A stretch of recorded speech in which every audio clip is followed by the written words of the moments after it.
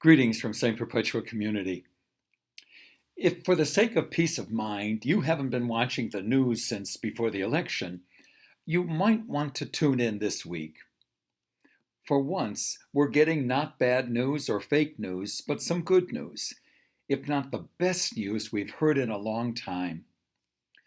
FedEx delivery trucks in the west of our country and UPS trucks in the eastern half are delivering shipments of the vaccine that will eventually bring an end to the pandemic that has plagued us and our world for the better part of a year. The end of COVID is still a long way off, but it does seem that there is a light at the end of that long dark tunnel. In the meantime, we still need to be vigilant, keep our hopes up, and encourage one another as often and as much as we can. You're probably familiar with Grace Episcopal Cathedral, the magnificent Gothic revival structure on Nob Hill in San Francisco, across from the Fairmont and Huntington hotels. One of the cathedral's most striking features is the glorious stained glass rose window that towers above the main doors. 3,800 pieces of faceted colored glass make up that window. Sunlight shining through it floods the interior of the building with a wash of stunning colors and shapes. A few years ago, a woman who was the artist in residence at Grace Cathedral had an idea.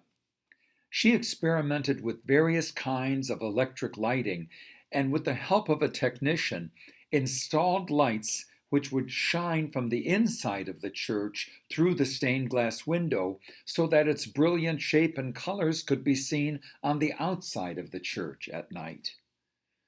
People who had been walking their dogs for years in the park across the street from Grace Cathedral were dazzled by the light that shone through the window onto the people and the street outside.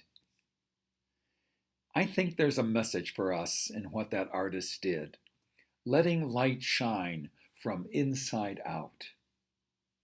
This is one of the strangest Christmases we may ever experience.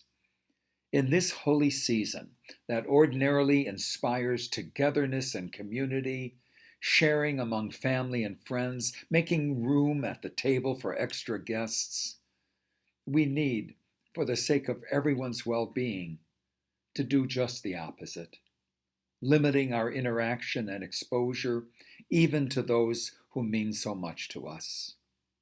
That would be the best Christmas gift you could give. But that doesn't mean keeping our light hidden inside. There are so many ways we can reach out and extend the love in our hearts to others. Technology has given us the means to be united across the miles, and the power of prayer connects us to one another in spirit in ways that transcend time and space. A heartfelt letter of encouragement or a phone call of appreciation can go a long way to raising someone's spirit and chasing away the blues.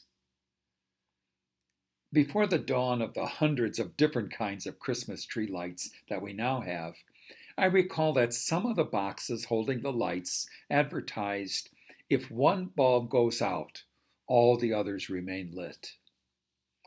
It seems that a lot of light has gone out of our world, darkened by all the challenges we've faced this past year. Don't let those challenges short-circuit you. No matter how many bulbs seem to go out, I hope yours remains lit. May the light of Christ and the love of God shine through you so that many others may share in the joy that can be ours this Christmas time.